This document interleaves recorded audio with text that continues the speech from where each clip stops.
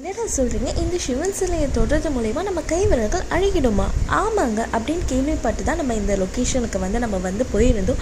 இதனால் அப்படின்னா சிவன் ருத்ரதாண்டவம் ஆடிட்டு இருக்கும்போது இந்த டெம்பிளில் உட்காந்துருக்காரு. ஸோ அதனால் அவர் மேலே இருக்க சூடனால் நம்ம கை விரல்கள் அழுகிடும் அப்படின்னு சொல்லிட்டு முன்னோர்கள் மூலயமா நம்மக்கிட்ட சொல்லியிருக்காங்க. ஸோ அதை தான் பின்பற்றிருக்காங்க. இப்போ இருக்க ஐயருமே சரி, அவருக்கு பொட்டு வைக்கிறதா இருந்தாலும் சரி, அபிஷேகம் பண்ணுறதா இருந்தாலும் சரி, துணி சாத்ததாக இருந்தாலுமே சரி, அவரை தொட மாட்டாங்க அப்படின்னு சொல்லிட்டு சொல்லியிருக்காங்க. பார்த்துட்டு இருக்க இந்த அம்மனோட டெம்பிள் பார்த்தீங்கன்னா ஊருக்குள்ளே இருந்துச்சு. இந்த அம்மனுக்கு சத்தம் போட்டாலே பிடிக்காதான். ஸோ அதனால் இந்த அம்மன் ஊரை விட்டு வெளியே அமர்ந்திருக்காங்க. இந்த அம்மனுக்கு ஒரு வாரம் திருவிழா நடக்கும்போது ஊரில் எந்த சத்தமும் இருக்காதான் அப்படின்னு சொல்லிட்டு ஊர் மக்கள் எல்லாமே எங்ககிட்ட ஷேர் பண்ணியிருந்தேன். அதுக்கப்புறம் பார்த்திங்கன்னா நாங்கள் கோவிலுக்குள்ளே என்ட்ரன்ஸ் ஆகிட்டோம். கோவிலுக்குள்ளே வந்தோடனே ஆப்போசிட்டில் ஒரு மரம் இருந்தது. அங்கே திருமணம் எல்லாமே பண்ணுவாங்க அப்படின்னு சொல்லிட்டு சொல்லியிருந்தாங்க. அதுக்கப்புறம் பார்த்திங்கன்னா சிவன் டெம்பிள் ரொம்ப அழகாகவே இருந்தது. ஆப்போசிட்டில் ஒரு குளம் இருந்தது. நாங்கள் வந்த உடனே பிள்ளையாரும் முருகரும் இருந்தாங்க. அவங்க 2 பேரையும் நாங்கள் கும்பிட்டுட்டு குளத்தங்கரைக்கு